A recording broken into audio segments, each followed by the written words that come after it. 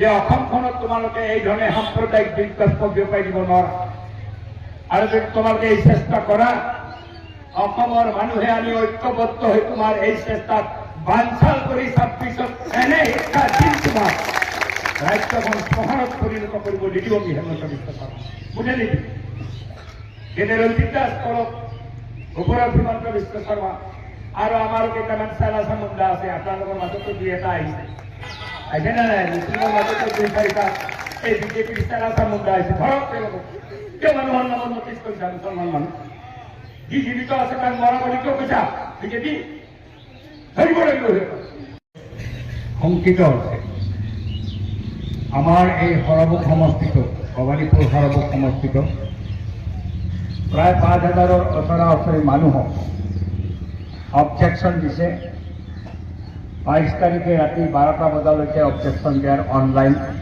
ব্যৱস্থাটো আছে আৰু অনলাইন ব্যৱস্থাত অবজেকশ্যনবিলাক আহিছে য'তে য'তে এনেকৈ অবজেকশ্যন আহিছে মই সেই ঠাইবিলাকলৈকে গৈছোঁ কালিও 3-4 ঠাইত মই গৈছোঁ অবজেকশ্যনবিলাক চাইছোঁ অবজেকশ্যনবিলাক অদ্ভুত ধৰণৰ অবজেকশ্যন কিছু বিজেপিৰ মানুহে অবজেকশ্যন দিছে আনফালে এনেকুৱা ভুৱা অবজেকশ্যনো আছে কোনোবা বিএলঅ'জনকে অবজেকশ্যন দিয়া বুলি দেখুৱাইছে আমাৰ ৰায়পুৰ গাঁৱৰ গাঁওবুঢ়া তেওঁ নিজে বিএলঅ' তেওঁৰ নামত 25টা মানুহক অবজেকশ্যন দিয়া দেখুৱাইছে তেওঁতো হাহাকাৰ লাগিছে মই অবজেকশ্যন কেতিয়া দিলোঁ মইতো বিএলঅ'ৰ নামত দি দিছে আন এজন বিএলঅ'ৰ নামত 5জনক অবজেকশ্যন দিছে ঠিক তেনেকৈ শাহপুৰ গাঁৱত তাৰ স্কুলৰ এম ই স্কুলৰ হেডমাষ্টাৰে অবজেকশ্যন দিয়া দেখুৱাইছে আৰু কিছুমান এনেকুৱা বেনামা আছে যিবিলাক বেনামা এতিয়ালৈকে আমি চিনাক্ত কৰিব পৰা নাই কিন্তু বহু আমি অবজেকশ্যনকাৰী যিসকলে অবজেকশ্যন দিছে তেওঁলোকক চিনাক্ত কৰি পেলাই আমি যেতিয়া সুধিছোঁ তেওঁলোকে কৈছে আমিতো দিয়া নাই আমাৰ নামত কোনে সোমাইছে এতিয়া আহি পেলাই তেওঁলোকে লিখিত দি আছে যে আমি কোনো অবজেকশ্যন দিয়া নাই আমাৰ নামত ভুৱা অবজেকশ্যন দিয়া হৈছে এই যে প্ৰায় 5,000 মানুহক সৰভোগ সমষ্টিত অবজেকশ্যন দিলে এই গোটেই কাৰবাৰটো আপোনালোকে জানে ইয়াৰ এটা ইতিহাস আছে 4 জানুৱাৰী তাৰিখে ভাৰতীয় জনতা পাৰ্টিৰ সভাপতি দিলীপ শইকীয়াই এখন ভাৰ্চুৱেল মিটিং কৰিছিল তাতে সেই মিটিঙত তেওঁ বিজেপিৰ সভাপতি বিজেপিৰ নেতা MLA আদি সকলোকে নিৰ্দেশ দিছিল যে যিবিলাকে বিজেপিক ভোট নিদিয়ে প্ৰতিটো সমষ্টিত 10,000কৈ মানুহৰ নাম কাটাৰ ব্যৱস্থা কৰিব লাগিব তেওঁ 60টা সমষ্টি বাছি দিছিল এই 60টা সমষ্টিৰ ভিতৰত আমাৰ ভৱানীপুৰ সৰভোগ সমষ্টিটো আছে তেওঁ যিবিলাক একেবাৰে 90% মুছলমান মানুহ বসবাস কৰে যেনে পাকা বেটবাৰী বা মন্দিয়া এনেকুৱা সমষ্টিৰ নাম তাত নাই তাত এই অবজেকশ্যন অহা নাই কাৰণ অবজেকশ্যন আহি লাভো নাই গোটেইবিলাক মুছলিম মানুহ য'ত মুছলিম আৰু হিন্দু একেলগে আছে তাতে তেওঁলোকে চিটটো জিকাৰ কাৰণে এনেকুৱা 60টা সমষ্টিত তেওঁলোকে 10,000কৈ মানুহৰ নাম কাটাৰ কাৰণে নিৰ্দেশ দিছিল এই নিৰ্দেশ দিয়া কাৰবাৰটো ধৰা পৰি অখিল গগৈয়ে গোটেই কাৰবাৰটো ভাগ কৰি দিলে আপোনালোকে অখিল গগৈৰ শুনিছে আমিও বিবৃতি দিলোঁ যে এটা দলৰ সভাপতিয়ে 10,000কৈ মানুহ বিজেপিৰ ভোট নিদিয়া মানুহৰ নাম কাটিবলৈ কেনেকৈ নিৰ্দেশ দিব পাৰে সেইটোলৈ হুলস্থুল লাগি আমি দাবী কৰিলোঁ তেওঁ প্ৰথমতে নকওঁ বুলি ক'লে যদি কোৱা নাই তেতিয়াহ'লে তুমি যিখন ভাৰ্চুৱেল মিটিং কৰিছিলা তাৰ কপি তাৰ ভিডিঅ'টো তুমি আপলোড কৰি দিয়া নিদিলে চুপচাপ থাকিলা ইতিমধ্যে আমাৰ সমষ্টিত আৰু এটা কাণ্ড হ'ল ৰঞ্জিত দাসৰ কাৰণে বিএলঅ'বিলাকে ঘৰে ঘৰে গৈ পেলাই নামবিলাক চাই কোনোবা মৰা মানুহ আছে যদি নামটো কাটি দিছে কোনোবা বেয়া হোৱা ছোৱালী আছে যদি নামটো কাটি দিছে এনেকৈ তালিকা দাখিল কৰিলে ড্ৰাফ্ট এখন ওলাই গ'ল ড্ৰাফ্টখন আপোনালোকে জানে আমাৰ হাতত আছে ড্ৰাফ্টখন আপোনালোকৰ ইয়াতো কপি পঠোৱা ড্ৰাফটত এইবাৰ ভবানীপুৰ সৰ্ব সমষ্টিত 2012টা ভোট বাঢ়ি 2,11,000 আছিল ভোট পাৰ্লামেণ্টৰ সময়ত। এইবাৰ গৈ পেলাই সেইটো 2,13,000, 2012টা ভোট বাঢ়ি। তাৰো আপত্তি নাই, সকলোৱে ঠিকেই ঠাক আছে বুলি কৈছে। কিন্তু তাৰ পিছত যেতিয়া অবজেকশ্যন আৰু ক্লেইম আহিল, তাৰ আগে আগে ৰঞ্জিত দাসে আৰু এটা জঘন্য কৰ্ম কৰিল। আমাৰ বজালী জিলাৰ উপায়ুক্তৰ অফিচলৈকে তেওঁ গৈ পেলাই কিছু মাষ্টৰক মাতি নিলে। আমাৰ সৰব সমষ্টিৰ 77টা বুথ, যি বুথ মুছলমানৰ বুথ, বেছিভাগ মুছলমান মানুহ আছে, তেনেকুৱা 77টা বুথত BLO-বিলাকক আঁতৰাই, মানে কেঞ্চেল কৰা নাই, BLO থকা স্বত্তেও তাতে কিছু মাষ্টৰক মাতি নি পেলাই স্কুটিনি কৰিব দিলে। কিয় স্কুটিনি লগা হ'ল? যাতে এই মাষ্টৰবিলাকে তেওঁলোকৰ বিচৰা মতে ভোট থকাৰ প্ৰস্তাৱটো দিয়ে, কিন্তু নিদিলে। তেওঁলোকক এপইণ্টমেণ্ট দিয়া নাছিল, কিন্তু তথাপি কিছুমান মানুহ বিয়া হৈ গৈছে, ছোৱালী বাপেকৰ ঘৰত আছে, ভোট য'ত বিয়া হৈছে তাতে ভোটটো তোলক বুলি তেওঁলোকে লিষ্ট দিলে। কিছু মৰা মানুহৰ লিষ্টটো দিলে, আৰু কিছুমান স্থানান্তৰিত মানুহ ইয়াতে আগতে আছিল, ভোটাৰ তালিকাত নামটো হৈছে আছিল, স্থানান্তৰ হৈ গৈছে, তেওঁলোকৰ লিষ্ট দিলে। এই কৰ্মটো হৈছে বেআইনী কৰ্ম। যেহেতু BLO আছে, BLO থকাতে স্কুটিনি কৰাৰ কাৰণে মাষ্টৰবিলাকক কৈ দিলে। আমি আপত্তি কৰিলোঁ, আপোনালোকে নিশ্চয় দেখিছে মোৰ বিবৃতি, মই ভিডিঅ'ত আপোনালোকে দেখা পাইছোঁ, মোবাইলতো দেখা পাইছোঁ, টেলিভিশ্যনতো দেখা পাইছোঁ। আমি নিৰ্বাচন বিষয়া গোয়েল চাহাবক আমি আপত্তি দিলোঁ যে এই কামটো কেনেকৈ কৰিছে, এইটো কৰিব নোৱাৰে। তেওঁক এটা এক্সপ্লেনেশ্যন কল কৰিছে, তেওঁ কি উত্তৰ দিছে মই নাজানো। আমি কৈছোঁ এইজনক সেই দিব লাগে, ডিচিজনক। মন্ত্ৰীৰ কথা মতে নিৰ্দেশটো দিছে ৰঞ্জিতে, আৰু ডিচিৰ দ্বাৰা কামটো কৰাইছে, আৰু ৰঞ্জিত তাতে বহি আছে। তাৰ ওপৰত হিয়াৰিং হৈ গ'ল। হিয়াৰিঙত মানুহবিলাকক খেলিব নোৱাৰিব। যিকেইটা মৰিছে সেই মৰাকেইটা বাদ দিছে, আৰু বেয়া হৈ যিবিলাকক গৈছে সেইবিলাকক বাদ দিছে।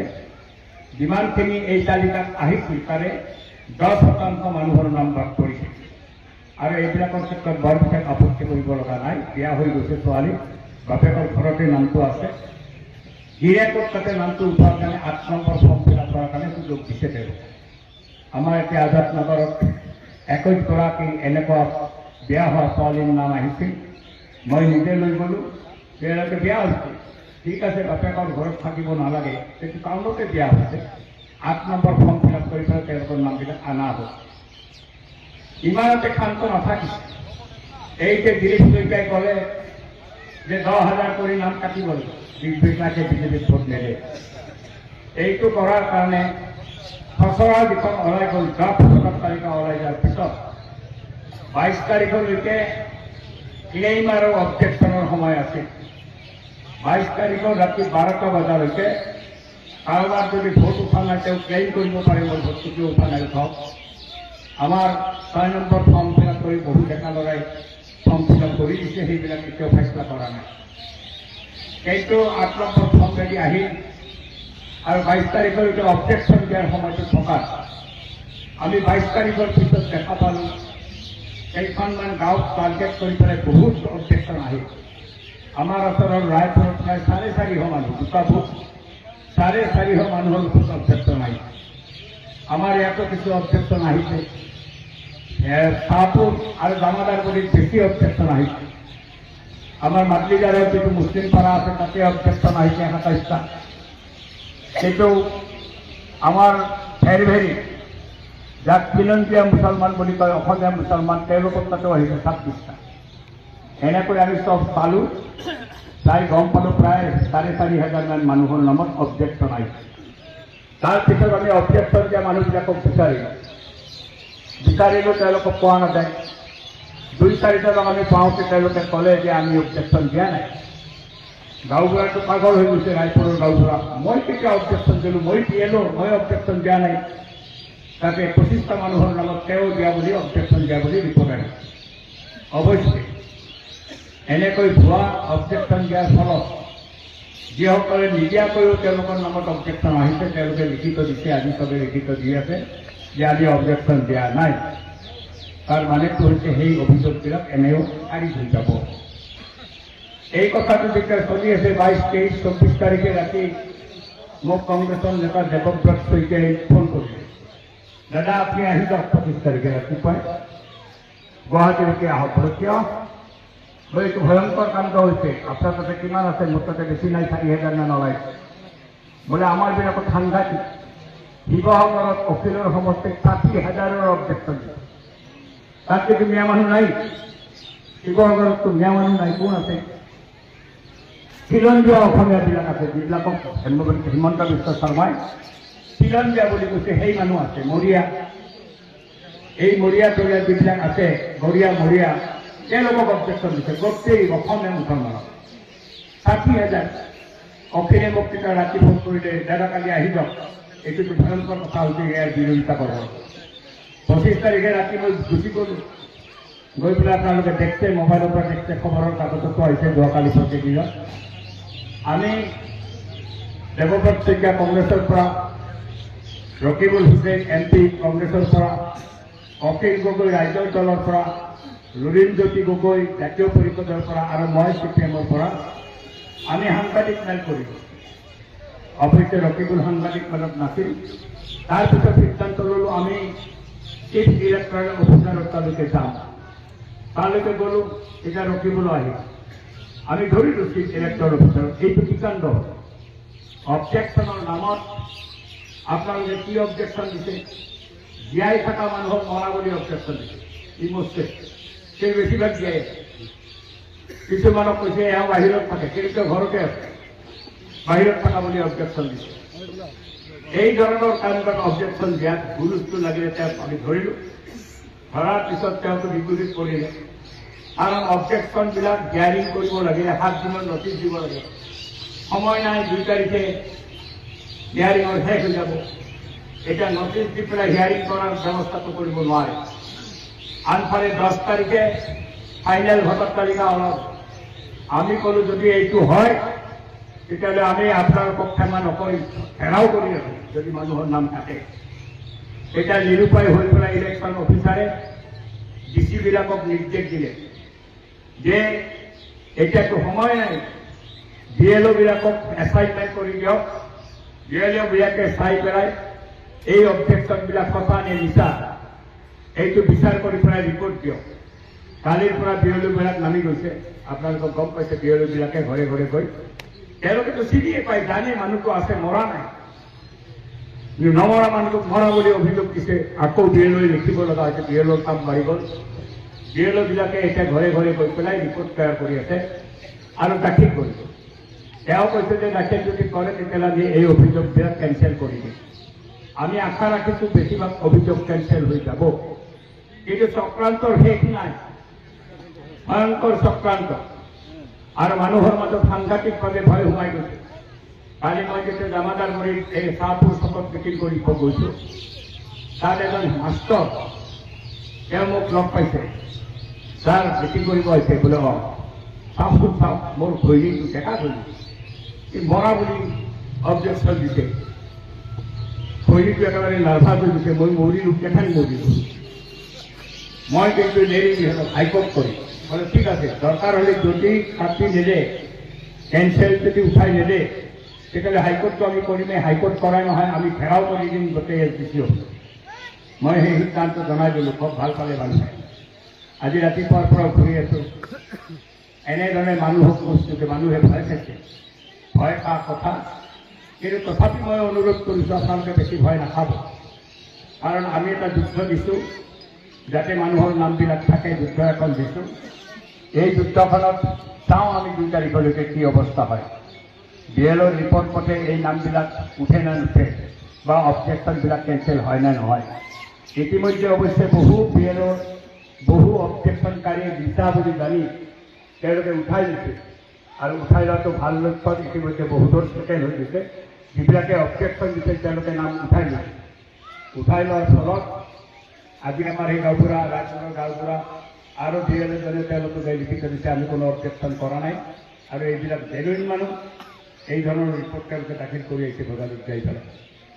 আজি সৰ্বগত দেখা পাইছে কিছুমানে এই অবজেকশ্যন উঠাই দিছে নাজানে আমাৰ ৰায়পুৰত অবজেকশ্যন দিছে সেইকেইটা হাউলিৰ এজনী ছোৱালীৰ নামত দিছে অবজেকশ্যন তাইকো বিপৰীত কৰি দিছে মইতো অবজেকশ্যন দিয়াই নাই আমি কৈছো লিখি দে চব লিখি দি আছে কালিলৈকে কিছু সকাহ পোৱা যাব আৰু আমি জেলৰ প্ৰতিবেদন যদি পায় তেতিয়াহ'লে নিশ্চিতভাৱে এই ভোট কটাৰ যিটো ষড়যন্ত্ৰ 10,000কৈ ভোট কটা এই ষড়যন্ত্ৰক আমি বাধা দিব পাৰিম কাৰণটো হৈছে কি কাৰণটো হৈছে ভাৰতীয় জনতা পাৰ্টীয়ে এইবাৰ গম পাইছে তেওঁলোকৰ অৱস্থা বেয়া উজনি অসমত বেয়া আমাৰ নামনি অসমতো বজালি চজালি চব বেয়া বজালিত ৰঞ্জিতে উঠাৰে সাহস কৰিব পৰা নাই আকৌ এতিয়া আহিব ওলাইছে মই বোলে আহিল তো শিক্ষাটো দিলোঁ এতে অসম বহন হৈ গৈছে শিক্ষাটো দি সিহঁতে ভয় খাইছে ভয় খাই প্ৰায় 60টা সমষ্টিত য'ত মুছলমান হিন্দু একেলগে থাকে